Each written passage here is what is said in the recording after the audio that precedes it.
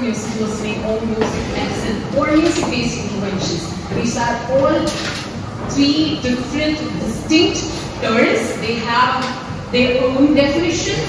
We cannot use it randomly. Each word has its own gravitas. Now then I will go to the current evidence, research designs, social music description and the Q&A. Next, tomorrow we'll be discussing more about the randomized control trials and how do you design a protocol, and I would like you guys to design your own randomized control trial protocol. Okay? Music and its impact on the psychoneuroendocrinology. So Dr. Manasseh asked me to just run down this as fast as I can. So quickly, through the external ear, this goes into the middle ear, then the cochlea and the auditory nerve. Quickly, okay? But this is something I wanted to focus on a little bit. Sometimes we might think it's one specific place in the brain that interprets the music, all parts of music. No, that's not the situation. So, auditory cortex, the first stages of listening to sound, the perception and analysis happens in auditory cortex. But then there are other areas that interpret different domains of music or different layers of music. For example, visual cortex. Okay, are all of you are familiar with visual cortex in the brain? Yeah? Yeah? Yes. Yes. So visual cortex. So think about all the activities as a musician or as an audience that's happening visually. So as an audience, what is happening visually? You are looking at a musician's, for instance, if they are playing piano or violin, you are observing their toe movements, right? Their fingers. That observation. Or for a musician's perspective, they are reading the sheet music. Right? Sheet music, when they are playing Western classical music, they will be sheet music. So anything that's visual, that's interpreted in visual cortex. Cerebellum is movement. We all know. Yeah? Cerebellum? Yes. Cerebellum. So anything that's related to movement in music. So for instance, you're listening to some music and you're so engaged in that and you start tapping your fingers or snapping your fingers or all of that, tapping your feet, all those tiny movements, or you're dancing, you're starting to dance, all of that is interpreted in cerebellum. Then prefrontal cortex, it's the creation of expectation or violation and satisfaction. So in Indian classical music I will say so then after ma then pa. So if I'm going so that's a violation of the expectation, right? Then motor cortex, again movement, right? Motor cortex, obviously movement, right? Movement, foot tapping, dancing, all of that, playing an instrument. Sensory cortex, right? This is simple. Sensory cortex meaning what? The tactile feedback. If you are playing an instrument, your fingers will be on the strings, right? All of that, okay? And then comes hippocampus. Hippocampus is what? Memory, right? The memory of music. So if you're listening to a tune and then suddenly, oh my God, I have listened to this back in the 1996 when I was with my family, or all of that. That memory or memory of a musical experience. Then amygdala and nucleus accumbens, they are all related to the emotional reactions to the music. Have you all had emotional reactions to music? Have you moved to tears or all of that, all the emotional impact. And everything that I'm saying, you can find the citations in the footnotes. Okay? Yes. So now that I have discussed so much, I would like you to give a small video clipping explaining all of this. Are you able to hear? So I trust that you know very well how music can affect your mood. How can it affect your optimal health, your well-being? Let's talk for a moment about our brains and how the various parts of the brain, the cortex, and beneath it, the limbic system, actually process musical activity. So the occipital lobe is going to see that actually produces the images when we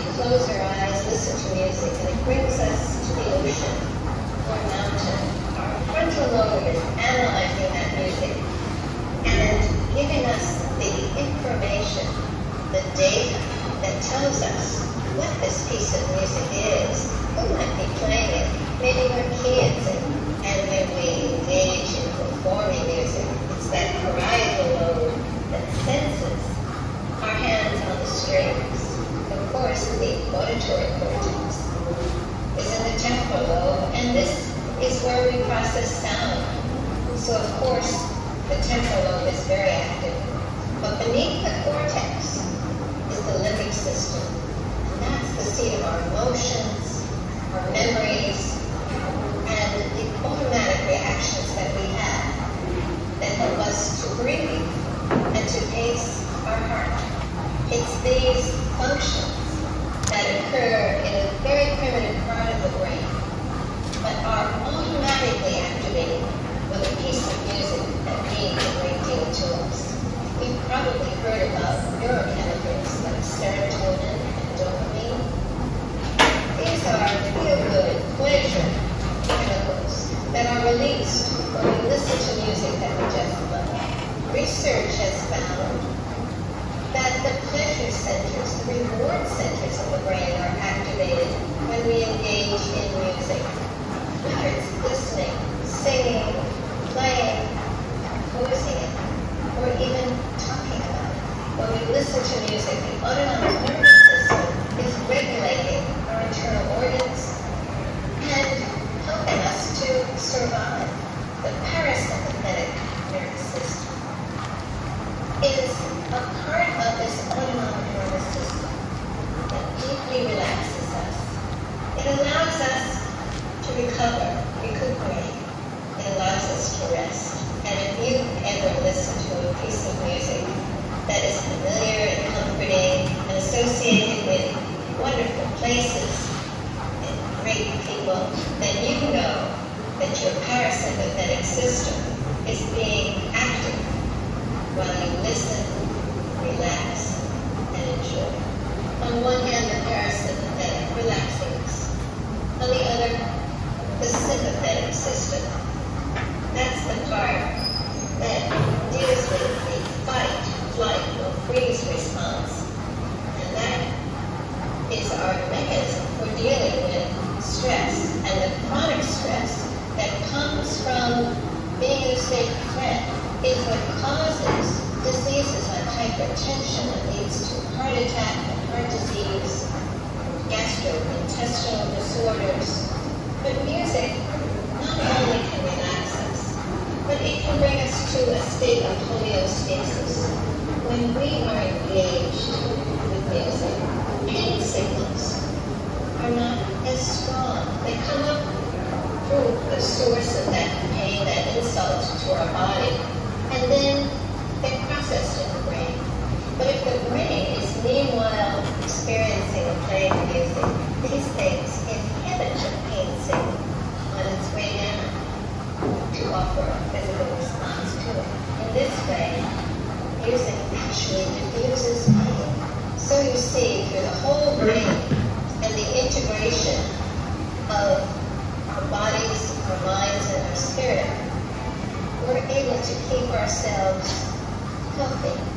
Now, music, of course, is never going to cure disease, and it can't repair damaged tissue, but it can help us to deal with whatever pain or distress we have in our lives, and that can ultimately make us healthier. Yes. A lot of things she said. I'm going to explain through this image. One of the most beautiful images that came out in the recent times that explains the psychoneuroendocrinology of music in the Lancet Neurology in 2017. So if you look at this picture, I want you to look at the left part first, which is when you're listening to music, there is an increased activity, and that causes an increased cerebral blood flow. Take a wild guess where we would be using this use of music. Anyone? Take a wild guess. Anyone? See, when you're listening to music, there is an increased activity, and that is causing increased cerebral blood flow. Take a wild guess. Anyone? Where would this be useful in medicine?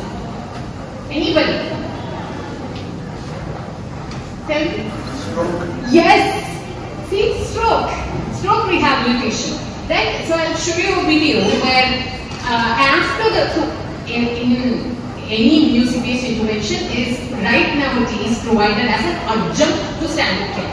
So when for the stroke patients, they will be their standard of care, and after that there will be stroke rehabilitation. There will be lots of physiotherapy, and in addition there will be music therapy, and in that there will be gait training with entrainment to a particular rhythm, right? You like a particular rhythm, like one, just listen, like simple explanation, like 1, 2, 3, 4, like 1, 2, 3, 4, and you play that rhythm like continuously, and then you encourage the patient to lift an arm or limb, right? So that is why I'll show you the video, and this is not just a one-time thing, it will go on for weeks. Now the lower one, hypothalamus, brainstem, autonomic nervous system, cardiovascular responses. So there is a duality here. If you are listening to music that calms you down, it helps you, remind you of your good memories, positive memories. That's going to lower your all the autonomic nervous system related, whatever, heart rate, pulse rate, right, respiratory rate. But if you're listening to something that's triggering you, something that reminds you of an ill event, or your or like not so pleasing event, or you're listening to electronic music or high-end, upbeat, like super high-end music, loud music, then all of this is going to reverse. Heart rate is going to go up, and etc. Now the other one is the hypothalamo-pituitary adrenal axis. You can see cortisol, right? Cortisol stress hormone. So the same with the cardiovascular responses. If you're listening to something that calms you down, then the cortisol level goes down. Cortisol is what? Our stress hormone, right?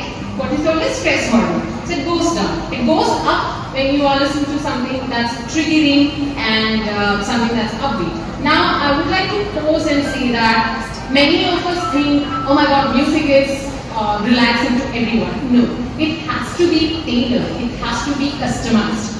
I want you to, I invite you to think of this scenario. Imagine somebody is traveling and listening to this beautiful music that's all over the world is considered as a sweet, beautiful melody, happy, peppy music. And imagine something happens in that journey to the car or something like that, something unfortunate. And this person who survives, and whenever this person listens to this peppy music, universally considered as a beautiful melody, the person is thinking of that memory, right? So music is innately linked to the autobiographic memories.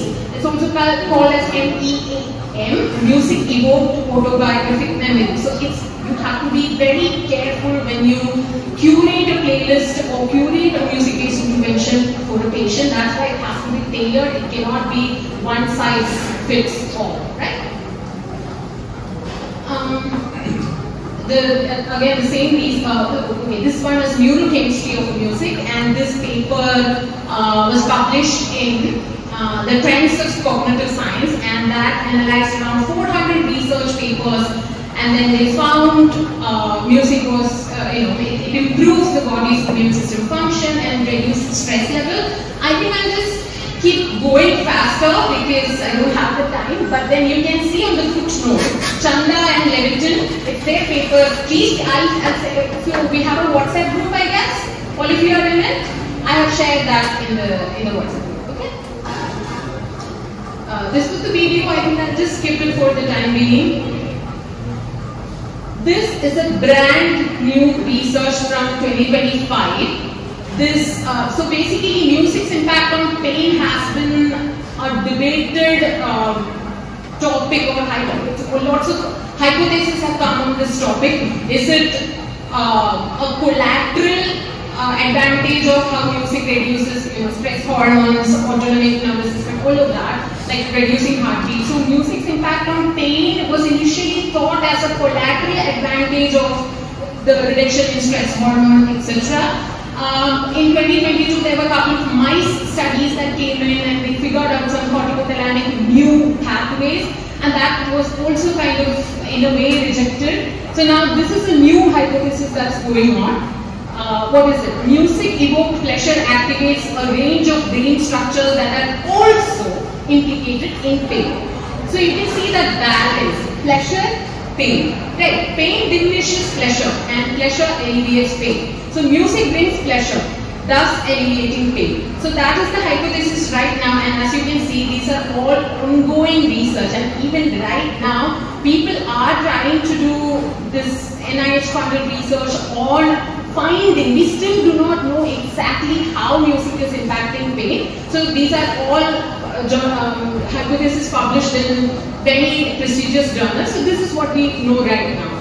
Pain ratings during tapping to the beat are lower than when passively listening to music or tapping in silence or sitting still in silence.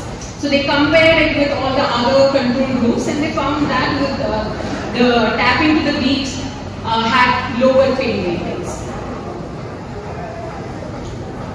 This is one of the most earliest studies that found that music can induce real emotions. Because of the activity of core structures of emotion processing was modulated by music, and also empirical basis for music therapeutic approaches for affective disorders such as depression and pathologic anxiety are partly related to the dysfunction of the amygdala. Do you remember the first picture, amygdala, where we showed music was modulated, integrated in amygdala, right? Yeah.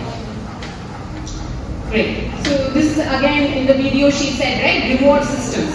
So music is, so when they scanned the brains of musicians who experienced, sometimes we also have experience when you listen to music, you get that chills or goosebumps, right? So chills of euphoria when listening to music. They found that music activated some of the same reward systems as the basic drugs, right, food, sex and addictive drugs. This is again music and depression. I think I'll just go quickly. And this is a gray. I thought this would be interesting. The gray matter volume of professional musicians versus amateur musicians versus non-musicians. So what you can see is the increased size of corpus callosum in professional musicians in that order. I think I'll just quickly go by this again. Like the more you practice, the corticospinal tracts are bigger or longer, I would say. This is an interesting video, how playing an instrument benefits your brain. I don't think we have the time right now, but it's actually fascinating. Please go to that link, and I'll share this PowerPoint. Please go to that link, and please make sure you watch the video, alright? Yeah. And there is a couple of myths around music therapy, and I'll come to the definitions in a bit. So music therapy is not real therapy as a myth, but no, that's not true. The fact is music therapy is grounded in neuroscience, psychology, human development, and board certified music therapists use music to support clinical goals. Now, who's a board certified music therapist? Just like physiotherapy or medicine, right? There is a course called music therapy in Europe, in UK, in the US, in Australia, and Canada. All of us, Africa, all of us, India, Asia, China, Japan, none of us have a music therapy curriculum. Like physiotherapy we have, all of our countries have. But music therapy we do not have yet.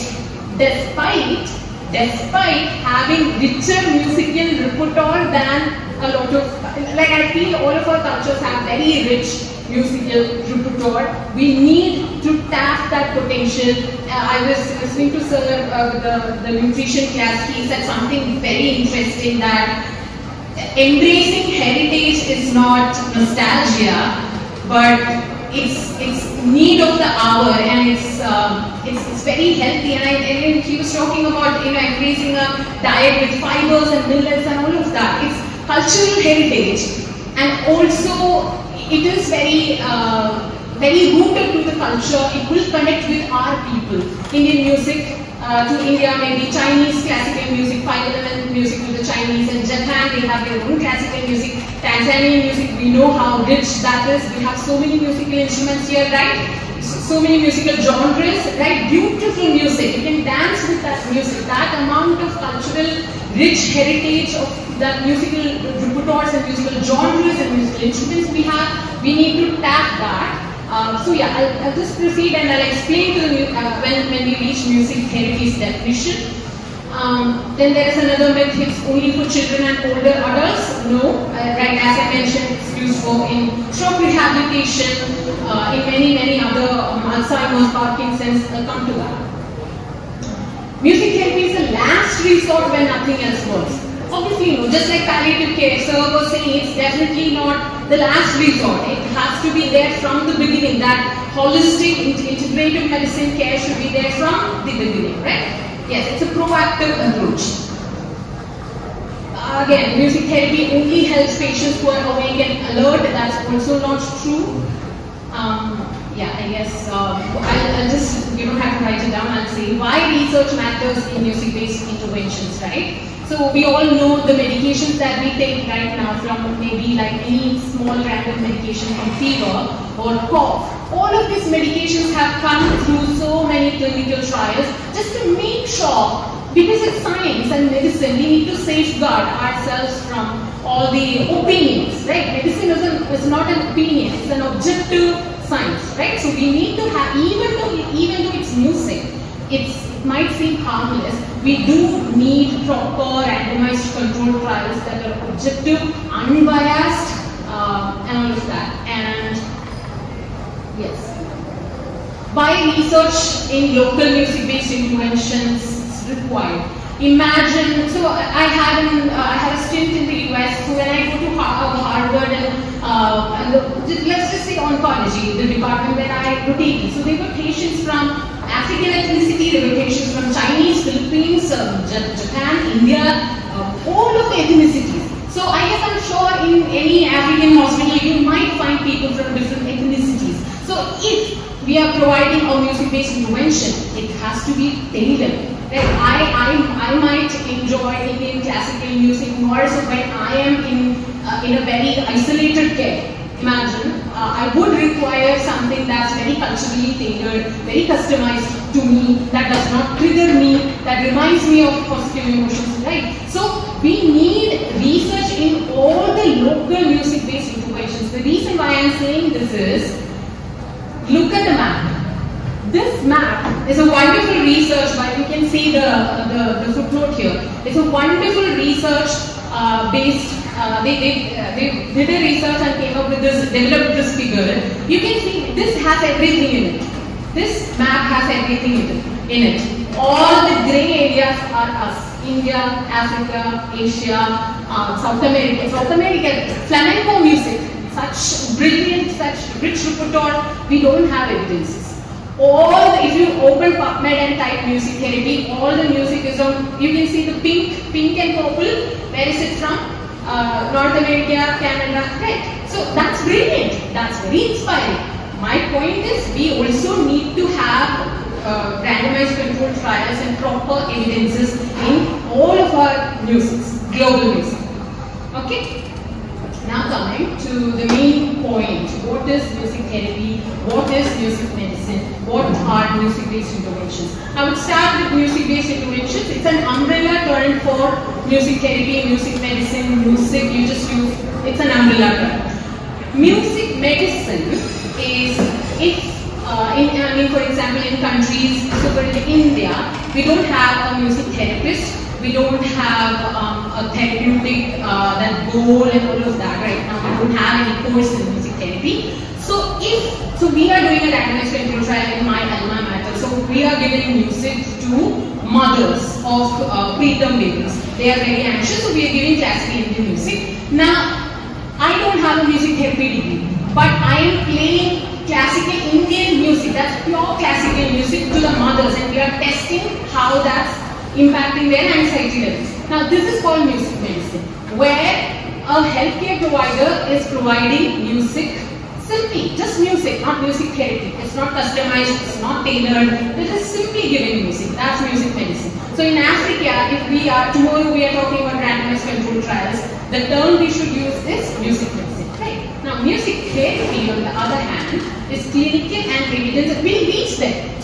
We'll reach there by starting with music medicine. We'll do lots of randomized control trial, and then after that we need to form a curriculum, a training curriculum for music therapy. We have so many music students here. They can do this music therapy training in maybe less than 3 years. So we have to develop a curriculum for that. And then we can have, so we will start with music medicine, but I'm giving you the definition of music therapy, how American Music Therapy Association has defined it. Clinical and evidence-based use, evidence has to come from unbiased randomized controlled trials, music intervention. And I'll come to that in a bit. What are these music interventions? It's not just listening to music.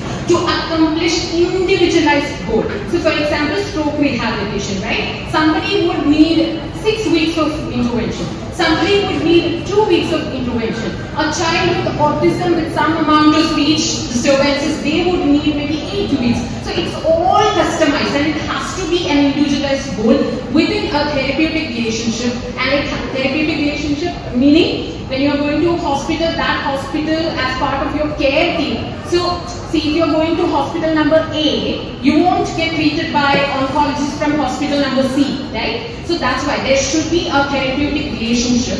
So I would say in the US how they do it is, they would have music therapy training programs which is accredited. After 3 years, they'll write an exam, just like MBBS or medical or physiotherapy nursing, they'll do an exam. They'll get accreditation, then they are recruited into hospitals, and then whenever the patient comes, these music therapists will interact with them, and that's how it is. By a credentialed professional approved music therapy program.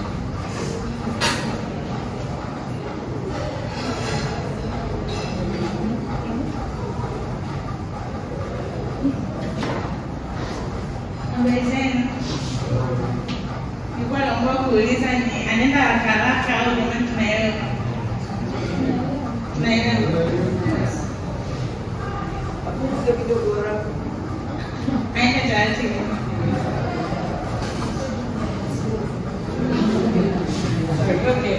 I have to stop at 4 o'clock, so I'm more than 6 hours going on fast. Okay. So with British Association of Music Therapy as well, we have a similar guideline, which is almost the same, right? It has to be a therapeutic relationship, registered music therapists, all of that, right? Okay. Now, music therapy has so many aspects and so many domains. One is music listening, that I'll come to that. It's not just opening YouTube and listening to music. Second one is verbal and cognitive participation. It could be singing along, or I will sing a little bit and you finish it, you know.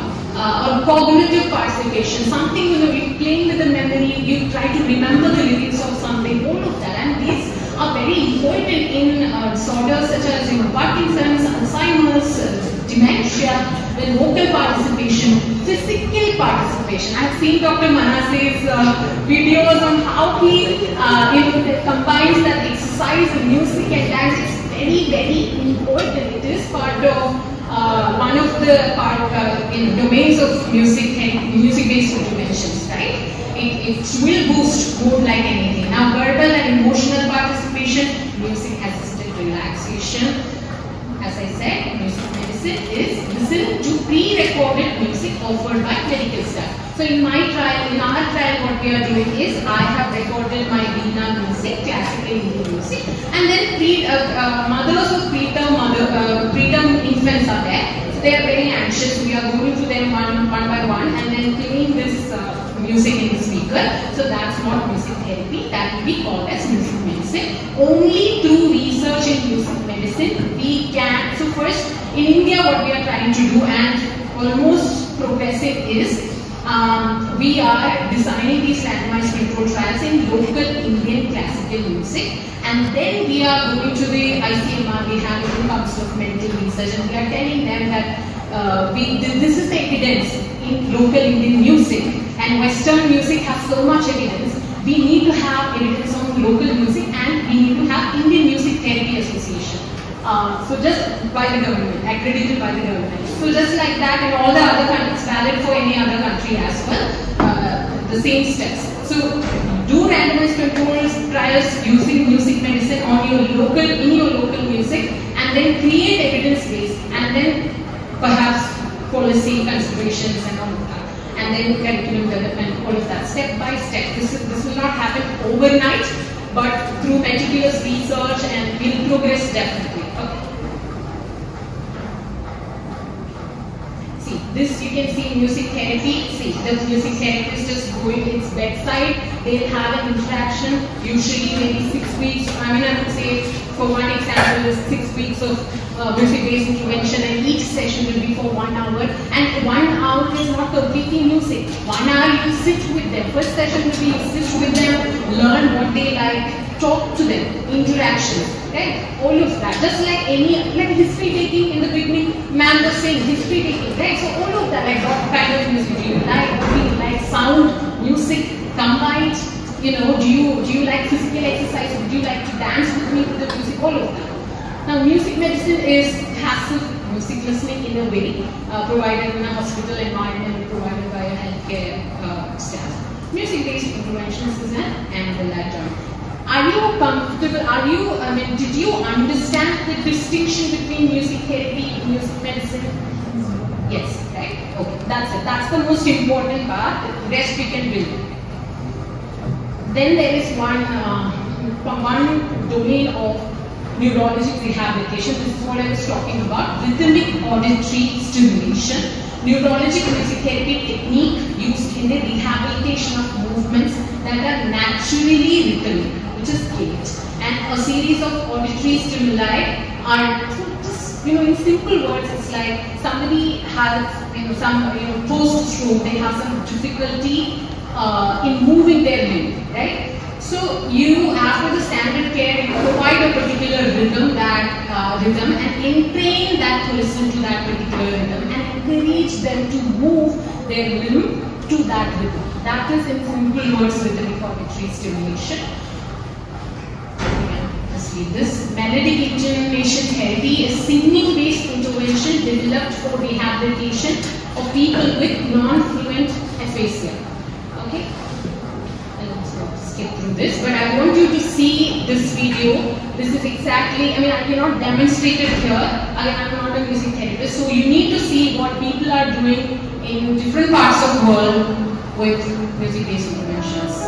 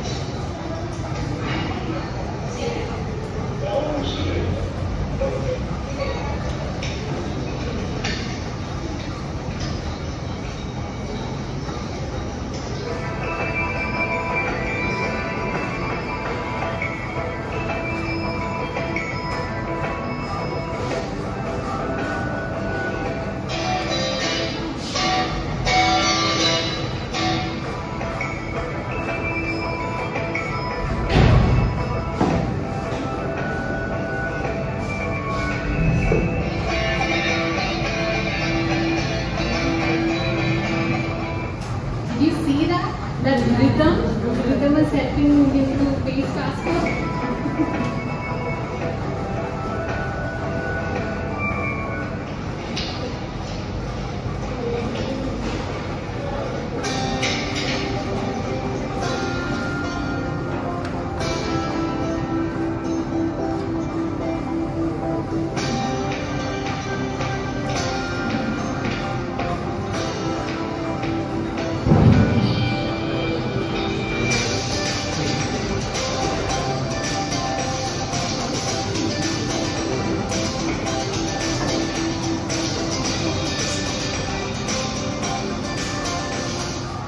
What do you think?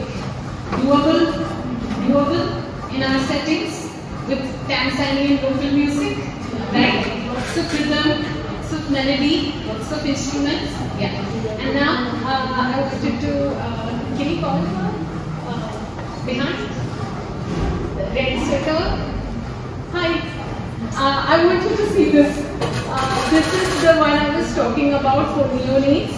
Okay. Now this is beyond, so again, telling you, the music-based interventions and music therapy is very different from passive music listening. Now this is a video that I took when I was at Mount Sinai, New York, visiting medical student there. I was surprised. This was in 2018. I had no idea what these music-based interventions was. And then this girl came, walked into the NICU. And then she had this simple disc. This is nothing, it's a disc. You can make it at home, disc. It has beads in it. You can put mustard also. Okay? And then, listen to the sound. What is this sound? Does this sound remind you of something? Oh, sorry. I'll play the entire video.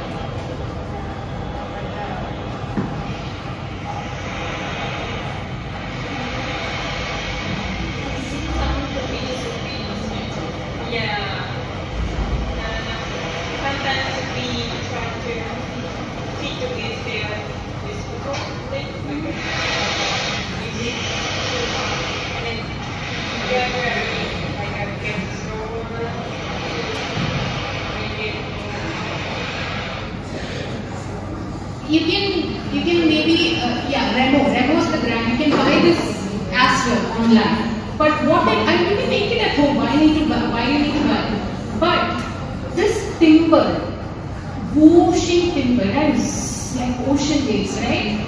This is the sound the fetus is listening to. Fetus is listening to. That's the sound, the movement of the amniotic fluid, right? Can you imagine that? Yeah? Now, preterm infants, when they are put into NICUs, right, neonatal ICUs, they are suddenly surrounded with all the beeps and noises and alarms. They are frightened, their heart rate is high, their respiratory rate is high. But this sound reminds them of their previous environment, right? Beautiful, beautiful. So these are all things we can replicate. And what the music therapist is saying, that she adjusts the speed of it based on the respiratory rate, the neonate's breathing. Isn't it beautiful? Isn't it something we can make? Right? Yeah. I would like you to see this video as well. The reason why I am showing these videos are because we don't do it in India. So I don't have a video or a demonstration on how this is actually impacting.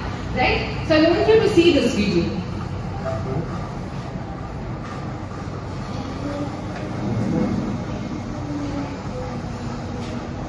Having a baby, they're more unstable. It's an unstable world, and it's a roller coaster every day. So is anything that's going to give him more stability is fine.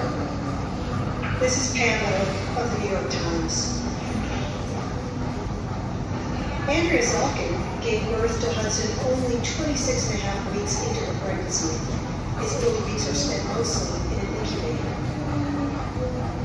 But here at New York's Beth Israel Medical Center, Andrea isn't just waiting for her son to grow and strengthen. She's using music, a specially calibrated song, and some instruments played by a music therapist to help calm and stabilize her baby. and create an environment that may help this develop. Revolution is replication motion. That's inherited on this movement. And a new study of 11 hospitals, including Beth Israel, shows this kind of responsive music therapy can help lower a baby's heart rate and breathing rate, increase oxygen absorption, improve sucking behavior that's needed for proper feeding, and help a baby sleep better. All of these things are important to help premature babies develop. And we're also providing sound as well that we're treating to address respiratory to help stabilize. And an isolate, the sound is actually, it seems like a blocked out noise, but because the sound bounces off the walls, it's much louder inside, and the sounds aren't necessarily pleasant with everything playing around. But out here, he's listening to my heartbeat, he's listening to instruments that sound like heartbeats, the noise that he hears, because his hearing is so sensitive, is a huge part of his environment.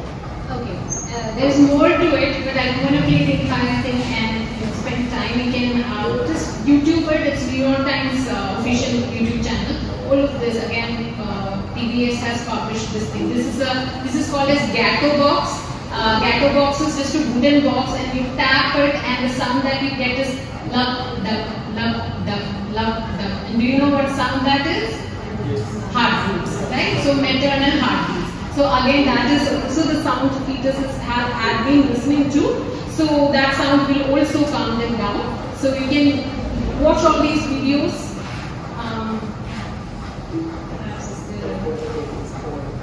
So with this Gecko Box, we can actually recreate the heart sounds.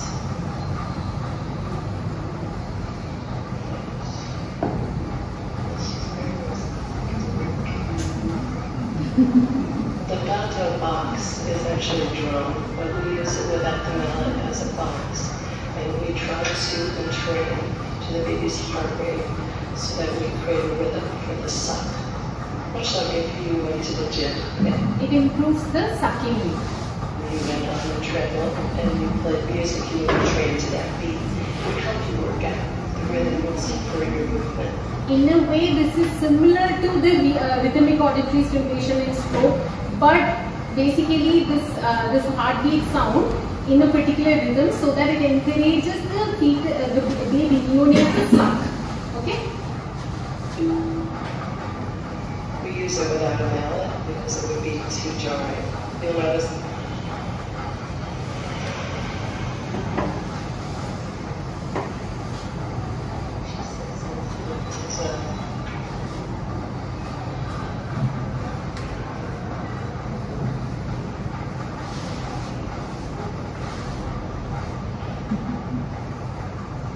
We expect the heart rate to go up a little bit in the transition.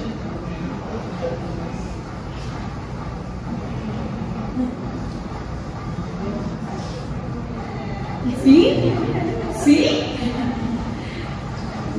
Isn't this beautiful? Don't you feel inspiration to come up with new techniques that's local, that embraces the cultural heritage? Think about it. So I'm showing you this video not to reciprocate the exact thing. We can also be as in all of us. When I say we, it's like Tanzania, India, China, all of us. We can develop our own, maybe our grandmothers would have, something similar, all of that, techniques or something like that, lullabies or all of that. So we can think about it. So I'm encouraging you to think about new interventions in addition to these. Now these are actually, if I have time, I'm going to explain. These are basically the graphs that they did a randomized control trial, and they found, in comparison to, you can see 1, 2, 3, 4 domains. One is lullaby, second one is motion disk and Gecko Box and control. So in comparison to control, you can see all the others actually had a better rate. So it improved heart rate, improved sleeping, improved respiratory rate. Again, this is a video I had recorded. Anyway, we have to do quickly, but I'll definitely share the slides and we can go into the footnotes and click on that and get all the details that you want.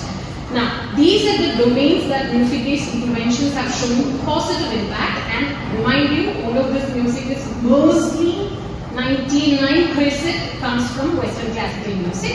All I'm trying to say is these domains we can try using our local music as well.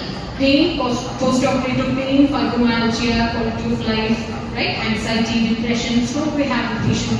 Already mentioned that. In stroke there will be movements, aphasia, mood, all of that. Right? Then autism spectrum disorders, multiple sclerosis, that coordination, balance, gait, walking, emotional status. Emotional status is a large umbrella for any of these.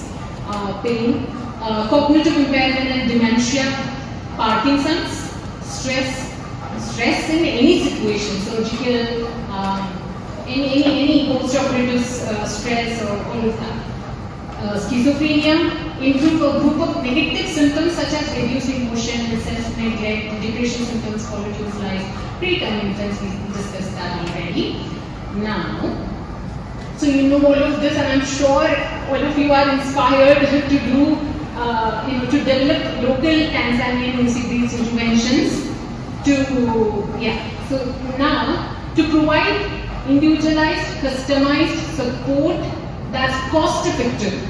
That ocean does not cost money, right? Simple.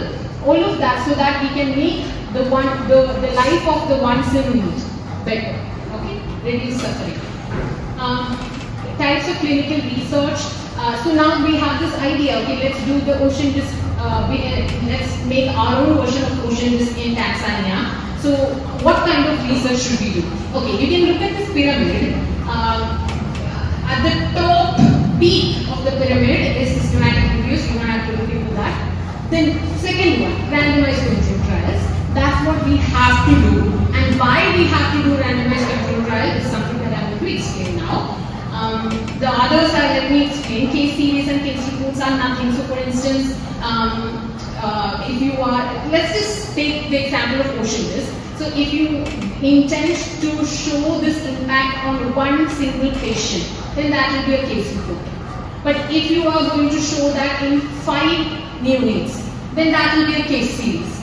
And case control and cohort are completely different scenarios. But you have, let's just say, neonates with anxiety, this increased heart rate, and then neonates without increased heart rate. So I think this will complicate a little bit.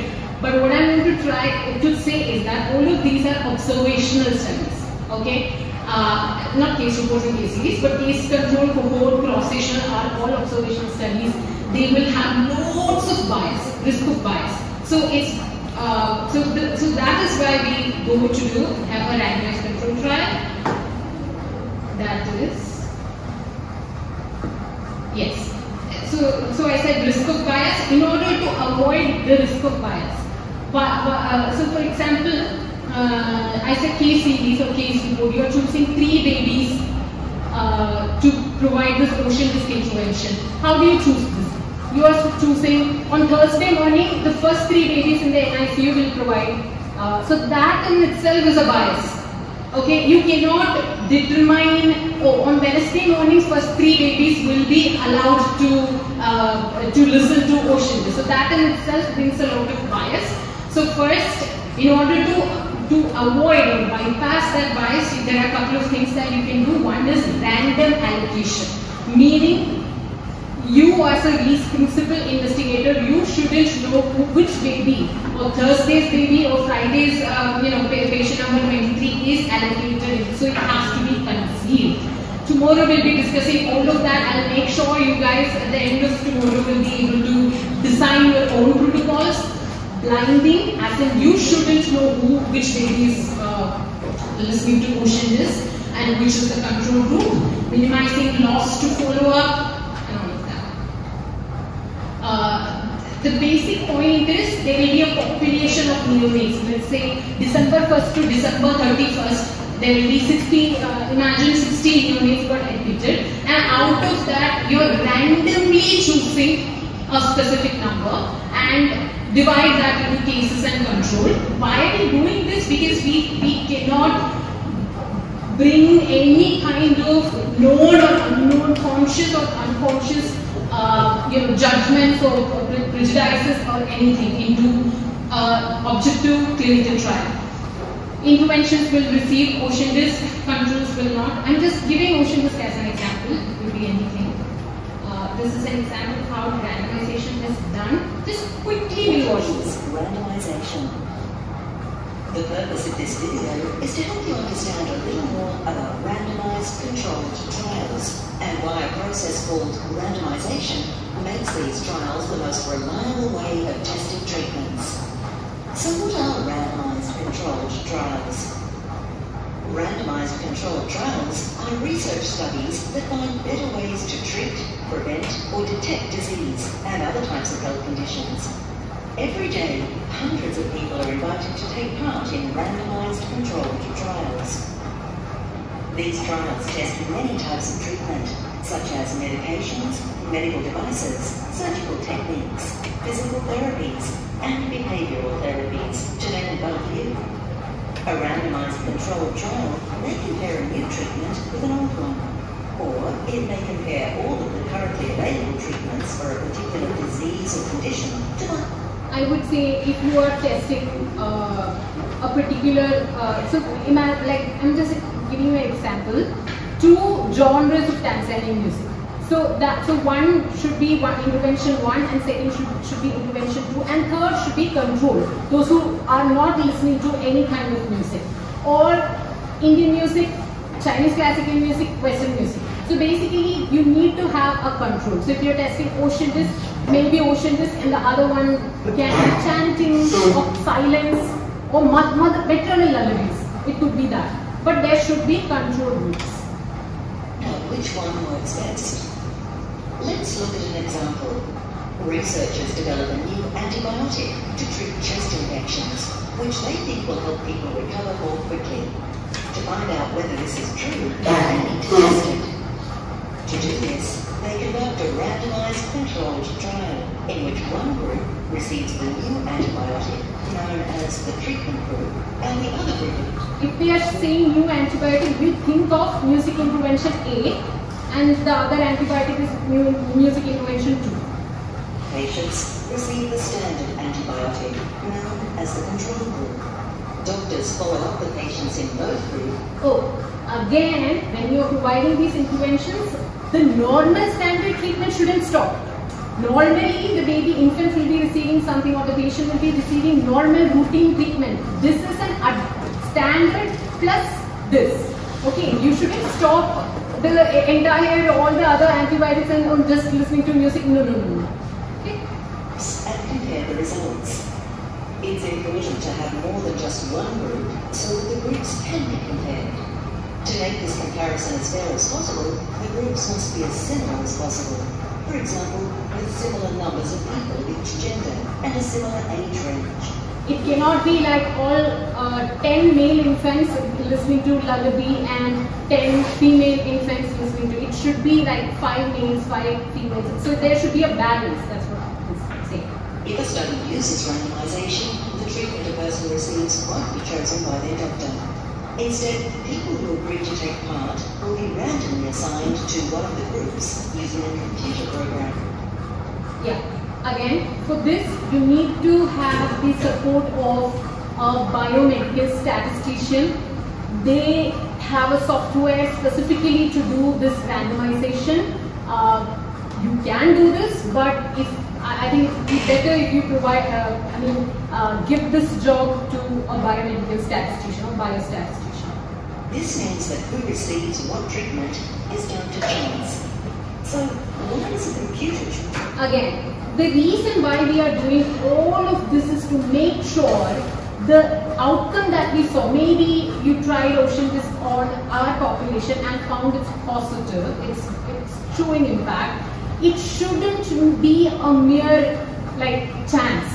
Oh, on that day it happened, but the next day when you are doing it on maybe Kenya, you're not able to reproduce this. So in order for reproducibility or validity or relevance, we need to do all of this. Right? That's the patient gets, and not the doctor. To explain, let's go back to our antibiotic trial. Some of the doctors taking part may believe that the new antibiotic treatment may cause more side effects. As a result, they may subconsciously put the patients that are younger or fitter, who can tolerate more side effects, into the group receiving the new treatment. This means the group receiving the standard treatment will have a greater number of older, sicker. For example, 5 neonates are admitted in your ICU and you're a nurse there, and you found they are really sick and they are really disturbed with the sounds in the ICU, and you decide, they are visibly very annoyed. Let me give ocean disc music to them. And those who are not really too much perturbed, then let them be controlled. See, that's the bias that we introduce. That shouldn't be there. That's why we have to be blinded. With braille patients, this would make the new treatment appear to be better than it really is. If the trial results then report the new treatment was better, we cannot be sure that the better outcome was truly due to the new treatment, or due to the fact that the patients in the group were more likely to recover quickly to begin with. To recap, the process of randomization is the most effective way of ensuring that the results of trials are not biased by the way participants in each group are selected. By equally distributing people with particular characteristics, such as age, gender, or stage of disease, the differences in the groups are evened out. Randomization also evenly distributes the many things about a participant that we cannot see or measure that might have an impact on the disease. This allows a much better comparison to be made, protecting a trial from any bias that could distort the. See, basically, why we are doing all of this is to be fair, to be just, to be, results. This provides doctors with the confidence that they are using the best treatments for their patients. Thank you for taking. Okay. We have some time. I would like us to go through this randomized controlled trial together to see how meticulous this research design is and what this research design actually is. And I know this is a little, time consuming, but if you are able to conduct a randomized control trial, that is the premier, that's the top-notch medical evidence that we have in hand. Not a case report, not a case control, not an observation study, but a randomized control trial in terms of intervention. But otherwise, it's a meta-analysis systematic review. But for an intervention, it's a randomized control trial. If you are on the WhatsApp group, you could have already received it, the PDF, but that's okay. We can do it here as well.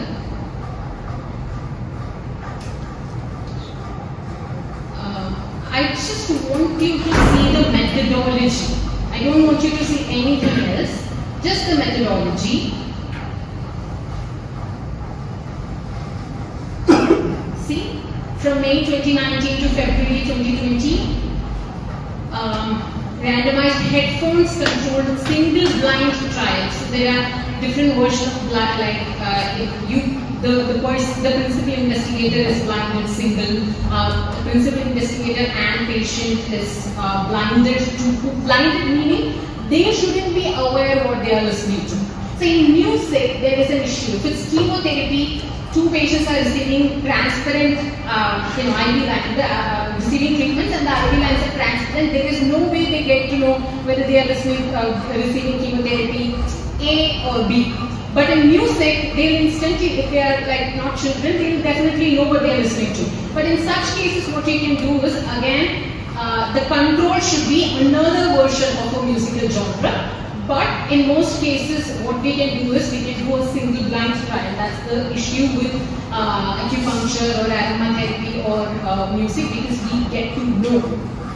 But principal investigator can be blinded, and the one who analyzes, which is the biostatistician, they can also be blinded. Okay, I know this will come across as a little complicated, but please bear with me. Once you understand what this is, and if we have a team of people to make this work, this would be the highest form of evidence. Okay? Yes. And then there will be ethics committee, develop a protocol and submit to ethics committee, and that approval letter. Experimental group, music therapy was delivered by binaural headphones to the patients. 3 times 2 hours. So basically all of these details has to be specified. Okay. What I will do is I'll share this once again, and those who are not in the WhatsApp group, please join the WhatsApp group. So sample size again. Whether to take 50 infants or 150 infants in the trial is dependent on a lot of calculation, mathematical calculation, and for that we need a biomedical statistician in the team. And you don't choose random number. Okay, our institution has 150 infants, so let's take 150. No, that's not how it works. Randomization techniques are there, measures, study confounders. I'm going to share this with you. And then another study, one of the most prestigious journals, effective receptive music therapy on older adults with mild cognitive impairment. So I have selected some diverse clinical spectrum.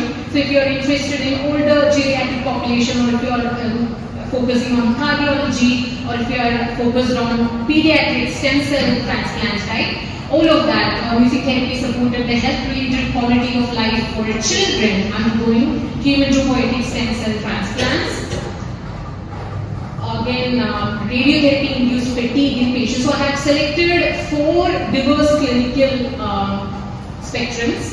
Now, if you think this bringing a statistician on team or randomization, all of that is too much confusing, too much like you are not able to do it, then what you can do is a quasi-experimental pre-test, post-test design. This will have lots of bias, but just in case RCT is not, it's too tedious for you, your institution doesn't support that, then what we can do is quasi-experimental. It is simple, no randomization, go to your clinic, decide 2 weeks or 3 months or 1 month span, and you select a set of patients on, let's say, Monday, Wednesday, Saturday, patients getting admitted on those days getting music. Tuesday, Thursday, Saturday, the other day, will be going to the control group. Just keep it simple, okay? And then maybe once you have evidence and once you develop this, you will feel confident to do a randomized control trial. But tomorrow, I will be teaching how to do a randomized control trial, because once you learn that, this will be like a cakewalk, okay? Yeah. And to do this, there is a small checklist which is called as Trend Statement Checklist by the CDC in the US. So we have to be a little careful on what you are, for instance, this is a trend checklist. This should be there when you conduct a study.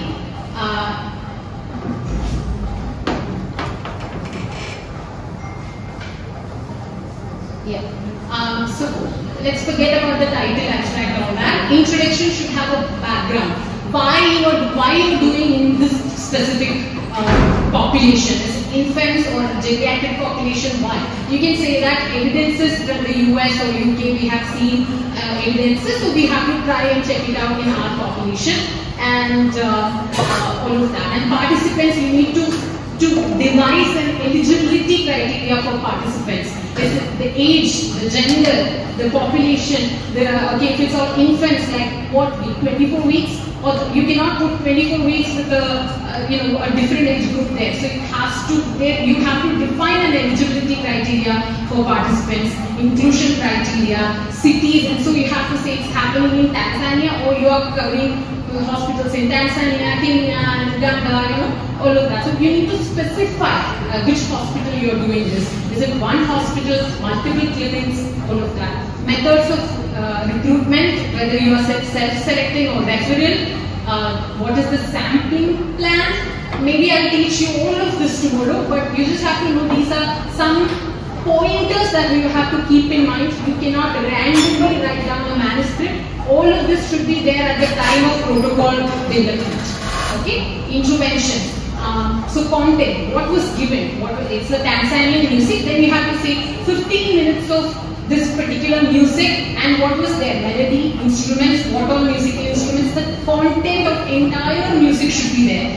Delivery method, how was the content given through earphone, headphone, a musician played on website, how it was. Unit of delivery, did you play this music to a group of 5 or like one-on-one? Delivered it, who did that? Like in our settings, it's not a music therapist, so you can say musician. Setting, where exactly was it? In an NICU, it's an isolated room with a good sound system, or NICU in the middle of all the beats. You have to be specific about all of this. Time span, how long, and you cannot be. You have to give this. You have to keep a fidelity. As in, all the participants in the research has to listen to music for one specific duration. It's not like 5 minutes for one, half an hour for one, all of that. I know it's a little boring, but please bear with me. These are very important world standard of how the research should be conducted. So please bear with me. So the objectives and hypothesis. What are you going to achieve from this, or what is your hypothesis? So you would say perhaps you are hoping to see any low levels of anxiety in geriatric population, something like that. Sample size, again, that determination has to be through calculations by a biomedical statistician. Assignment method, I'm going to share this with you. And there is also blinding and masking. So how do you achieve blinding? The one who is providing music should not know the objectives of the study. Because the principal investigator has to stay away from the place, and they shouldn't know which children are listening, where is the research happening. Unit of analysis, statistical methods, leave it to the statistician, you don't worry about that. Participant flow, recruitment, baseline data, all of that leave it to the statistician, and that's only at the time of results. Don't worry about that, all of that. Yeah, this is simple. Then